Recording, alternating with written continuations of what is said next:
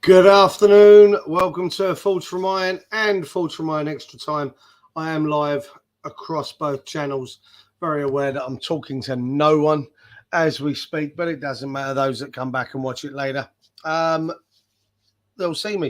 If you haven't already done so, please jump across both channels and like for me, just so we can continue to build the audience that we've got.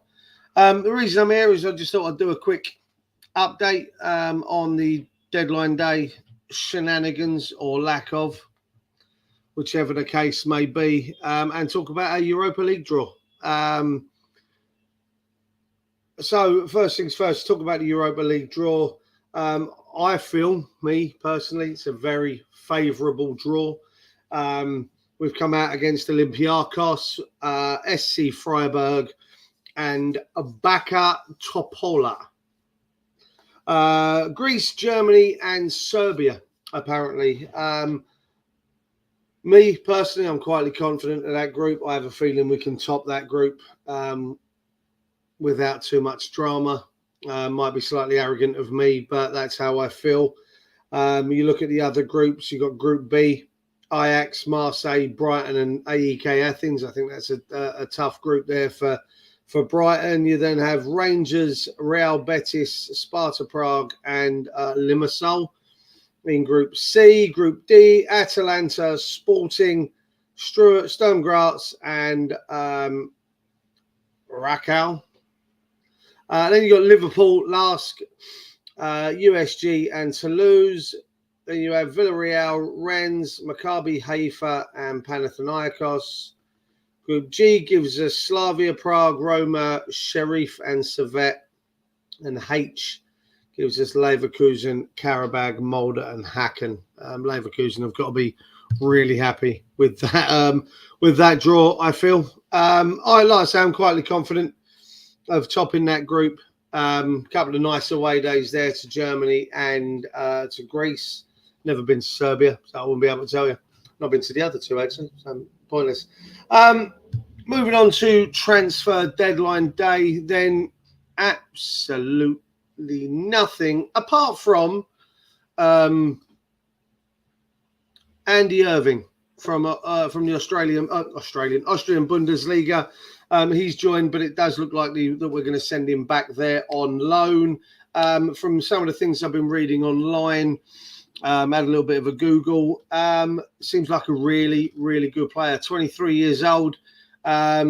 We've loaned him back, but I think that's just because that was part of the deal. And he's going to be coming, like they wanted to keep him. It looks like he could be coming in next season. Not sure what that means for Flynn Downs going out on loan at Southampton. We'll have to wait and see. On other news, obviously the one that won't go away from me anyway is Jared Bowen to Liverpool. Liverpool have turned down another bid, I think this time for 175 million for Mo Salah. It's very much public knowledge that if he does go, Liverpool are interested in Jared Bowen. And, it'd be very difficult for us on a big number. Very difficult for him. They're not a bigger club, but they're a big club. They're in the same competition as us, mind you, this season in Europe. And I'm pretty sure his father-in-law will have something to say on the matter. But it'd be very difficult with a big fee coming in. There's also rumours of Kostic. Remember him? Played for Frankfurt when we played them last 2 years ago. He's at Juventus. They want a straight sale. We want a loan deal. Chances are it's going to happen if we can get it done, by 11 o'clock. That's when it's got to be done. So it looks like it could happen if we can manage to get a deal in place. There's been rumours that West Ham have a forward with Premier League experience, although currently not playing in the Premier League, is interesting us, but the club want to keep his name from the press at the moment. Well, the name's being mooted around on Twitter or X, are Tammy Abraham is one of them. I'm not sure what I believe in that. Obviously, he's been done really well out in Italy for Roma. Another name that was mentioned was Divock Origi. We know he's coming over for both Burnley and for Forest. Talks are continuing between them. It's a possibility. We were mooted as having an interest in him. Just scrolling through, Cornet is wanted by Sean Dyche at Everton. As we already know, Cresswell is wanted by Wolves. They're going to have a bit of extra money now after selling Nunes or Nuno, whatever his name is, to Manchester City. So chances are they may well come back in for him. Won't be no great loss, especially if we can bring in Kostic. I think that will give some much needed support now, or much needed play down that left-hand side. Kostic on the left, Bowen on the right. Obviously, with Kostic, you have Emerson behind him. I don't think that's such a bad go-round.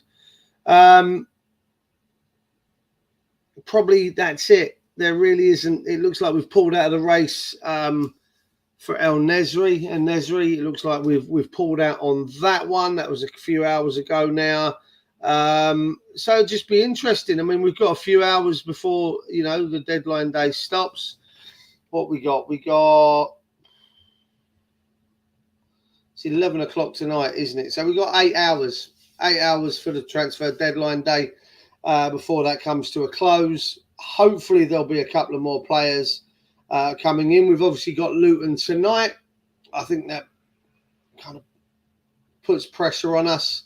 Obviously, you've got Ings, possible outgoing Cornet, possible outgoing Ben Johnson, possible outgoing Aaron Cresswell, possible outgoing. It's going to be very difficult for Moyes to be able to pick his bench, but I am going to be trying to get hold of Andy shortly and see if we can do a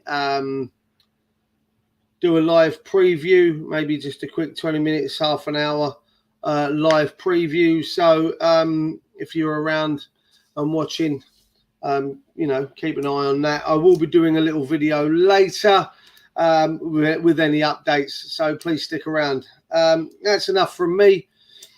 If you want, if you haven't already done so, subscribe to either Forge from Iron West Ham United, Forge from Iron Extra Time, and support us there.